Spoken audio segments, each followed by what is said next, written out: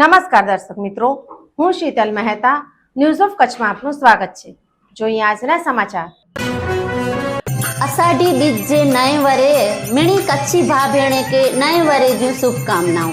शुभेच्छक हेमेंद्र जणसारी, मंत्री लोक सेवा सार्वजनिक ट्रस्ट भुज अमदावाद।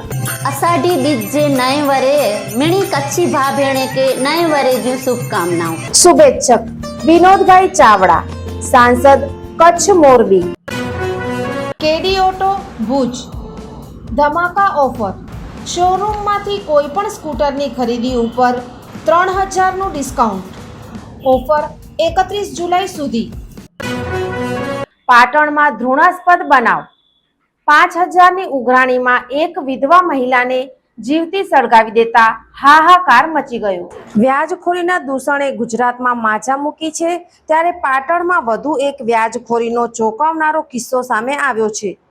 પાટણમાં વ્યાજખોરે ફક્ત 5000 રૂપિયાની મામૂલી રકમની ઉઘરાણીમાં એક વિધવા મહિલાને જીવતી સળગાવી દીધી છે।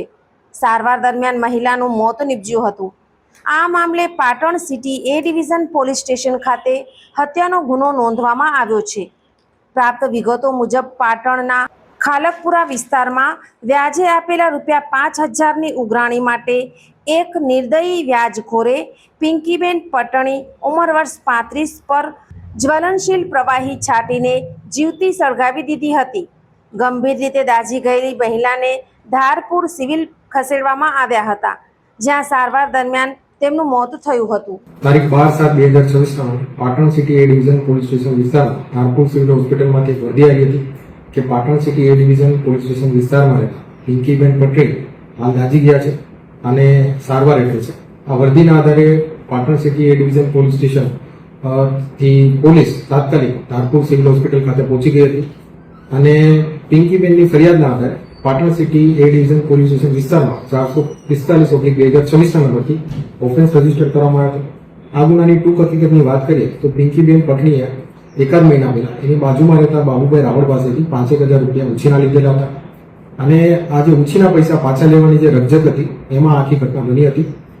પિંકીબેન પટણી જ્યારે પોતાના ધર્મના ભાઈ એવા જીતુભાઈ પંચાલની ઘરે હતા અને આ જે પૈસાની લેતીથી બાબતે ચર્ચા થતી હતી ત્યારે જે બાબુભાઈ રાવળ છે આ કામના આરોપી ઉશ્કેરાઈને એક ડોલમાં જ્વલનશીલ પ્રવાહી લઈને ત્યાં આવી ગયા હતા અને પિંકીબેન પટણીને સળગાવવાનો પ્રયત્ન કર્યો હતો।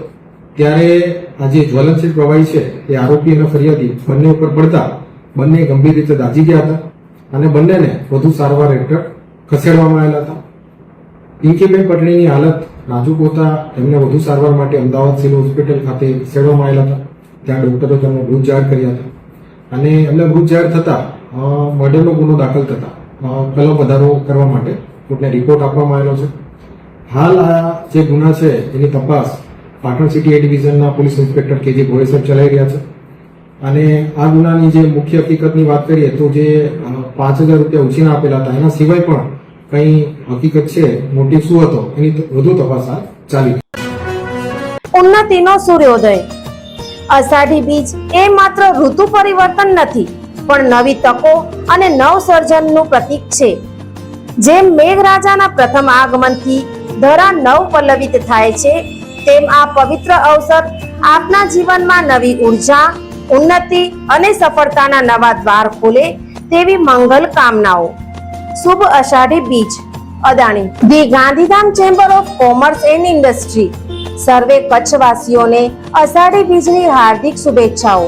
પ્રમુખ તેજાભાઈ કાનગડ, ઉપપ્રમુખ દીપક પારેખ, માનદ મંત્રી મહેશ તીર્થાણી, માનદ સહમંત્રી જતીન અગ્રવાલ, ખજાનચી कैलेश गौर।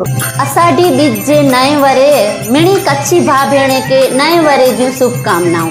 गैलेंट टीएमटी बार्स, निर्माण का रियल हीरो, जिम्मेदारी मजबूती की। गैलेंट। दर्शक मित्रों, आज तारीख 15 जुलाई 2026 आ हता आजना समाचार। आवती काले फरी मळीशुं, त्यां सुधी मने रजा आपशो। नमस्कार।